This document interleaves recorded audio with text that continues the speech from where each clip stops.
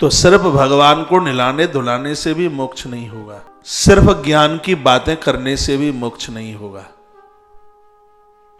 इसी ग्रंथ में कहा है कि भक्ति के बिना ज्ञान अपांग है और ज्ञान के बिना भक्ति अंधी है। ज्ञान को बेसन की बूंदी की तरह समझ लो और भक्ति को एक चीनी की तरह समझ लो। खाली लडुआ आप बना करके रख दें, कोई स्वाद नहीं है यदि उसमें मिठासता नहीं है। इसमें कहा गया कि यदि कोई पंछी आकाश में उड़ना चाहता है तो पंछी ये सोच ले कि मैं एक पंख से उड़ जाऊंगा, संभव नहीं है। पंछी को आकाश में उड़ने के लिए दो पर चाहिए, दो पंख चाहिए।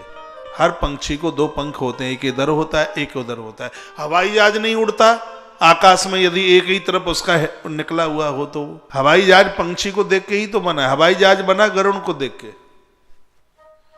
भगवान गरुण देवता को देख करके हवाई जहाज बना।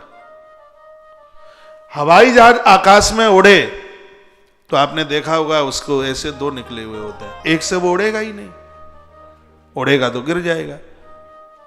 पंछी एक पंख से नहीं उड़ सकता। पंछी को भी उड़ने के लिए दो पर दो पंख चाहिए, इधर वाला भी और इधर वाला भी चाहिए। इसमें बड़ी सुंदर कथा कही है।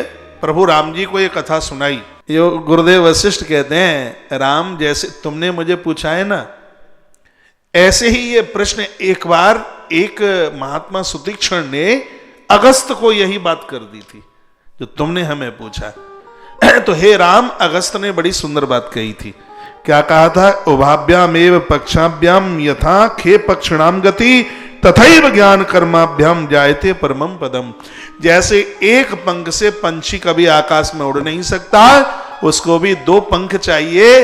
हे राम, वो दो पंख क्या है? एक ज्ञान का पंख है, एक कर्म का पंख है। जीव के पास भी जब ज्ञान और कर्म दोनों नहीं होंगे तब भी वो मोक्ष को प्राप्त नहीं हो सकता।